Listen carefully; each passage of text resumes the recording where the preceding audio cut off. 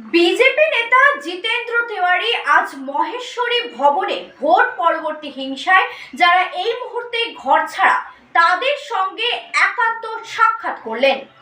এটা বলা যাবে না। হ্যাঁ, কবিতা উৎসবে আমন্ত্রণ থাকলো আপনাদের মাধ্যমে।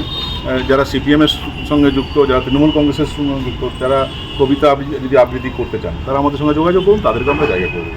24 তারিখ গত বছরও আমরা করেছিলাম, এই বছরও 24 তারিখ কবিতা উৎসব হতে চলে রামকৃষ্ণ মিশনের যে হল আছে সেখানে আমরা করতে চলেছি।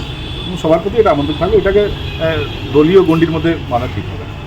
সঙ্গীত উৎসব করতে গিয়ে আমরা দেখেছিলাম যে সেখানে কলকাতা পুলিশ আপনাদের সঙ্গে বিশেষ সহযোগিতা করেছিল, সেটা এবারে আপনারা কীভাবে দেখছেন? দেখি, সঙ্গীত উৎসব আমরা করার চেষ্টা করব। কেন ওনারা আটকাচ্ছেন, ওনারা হয়তো ভুল বুঝে, ওনারা ভাবছেন যে হয়তো এগুলো করলে হয়তো ওনারা পেটেন্ট করিয়ে রেখেছেন, অন্য কেউ করতে পারবে না, সেই জন্য হয়তো ওনাদের মানে আমাদের এন্ট্রিটা ওনারা মেনে নিতে পারছেন না। কিন্তু এটা চলে না, একবার আটকালেন, পরের বার আমরাও সব সুযোগ, তখন হাইকোর্টে যাওয়ার স্কোপ ছিল না, এবার তো হাইকোর্ট যাওয়ার স্কোপ আছে, হাতে সময় নিয়ে আমরা করবো। এবং 24-এর মধ্যেই করবো, এবং হাইকোর্ট যাওয়ার মতো স্কোপ আমরা রাখবো আমাদের। শুভেন্দু অধিকারী, সুকান্ত মজুমদার, দিলীপ ঘোষ, তাদেরকে মঞ্চে পাওয়া যাবে কবিতা বলতে বা কবিতা শুনতে? না, আমি বলছি, আমি তো সবার প্রতি আমন্ত্রণ জানাচ্ছি। তারা যদি স্বাচ্ছন্দ্য বোধ করেন, তাদের যদি রুচি থাকে, তাদের হাতে যদি সময় থাকে, নিশ্চয়ই পাবেন। এবং তার সঙ্গে সঙ্গে যদি সুজন চক্রবর্তী আসতে চান, ওতে আমাদের আপত্তি নেই। যদি আপনার সূর্যকান্ত মিশ্র যদি কবিতা বলতে চান, ওতেও আমাদের আপত্তি নেই।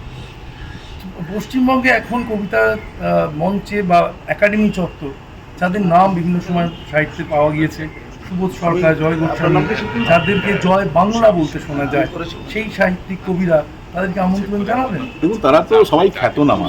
আমরা নিউ কামার যারা মঞ্চ পায় না, তাদেরকে মঞ্চ প্রদান করা আমাদের মুখ্য লক্ষ্য। কিন্তু তারা যদি আসতে চান, তো অবশ্যই তারা নমস্য ব্যক্তি, তারা আসে, তাদেরকে আমরা স্বাগত জানাবো।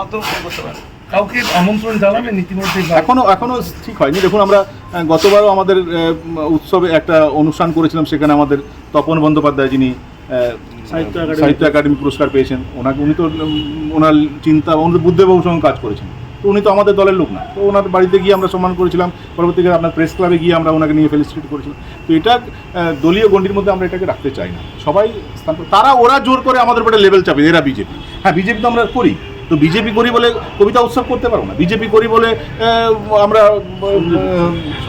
গান মেলা করতে পারবো না, এটা তো হয় না। সবাই এই পরিসরে সবার জন্য স্কোপ থাকা উচিত, এবং এটা তো বিউটি অফ ডেমোক্রেসি। গণেশ পুজো বাড়ি থেকে বিতাড়িত আমার জানার দরকার নেই, বাংলার মানুষ বিতাড়িত।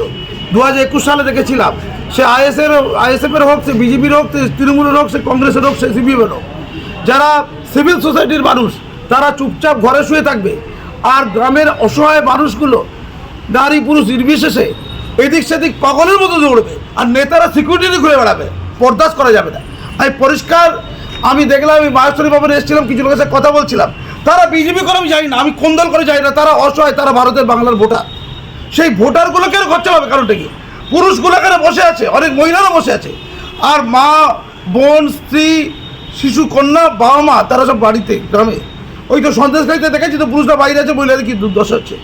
আমি বলি, যারা নেতা, তারা বিজেপি নেতার কথা বলছি, তারা তাদের যে প্রোটেকশন, ওই প্রোটেকশনটা ছেড়ে দিয়ে কর্মীদের দিক প্রোটেকশন। সেন্ট্রাল ফোর্স নির্বাচন কমিশন এখন রয়েছে, প্রতিটা বাড়ির সামনে একটা সেন্ট্রাল ফোর্স বসুক, অন্তত প্রত্যেকটা বাড়ির সামনে একটা করে। এটা হচ্ছে কাজের কথা।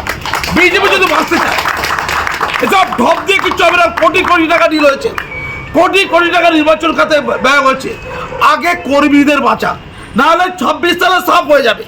21 সালে মার খেয়ে তারা বুকে যন্ত্রণা নিয়ে 24-এ লড়াই করে আবার ঘর ছাড়া, আর ডায়লগ দিচ্ছে টিভি চ্যানেলে বসে বসে।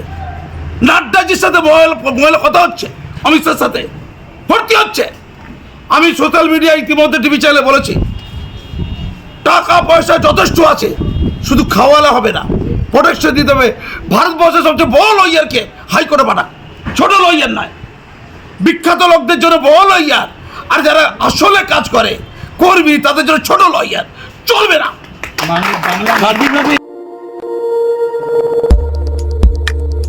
দেখতে থাকুন নিউজ প্রাইম টাইমস, আপনাদের সাথে, আপনাদের পাশে।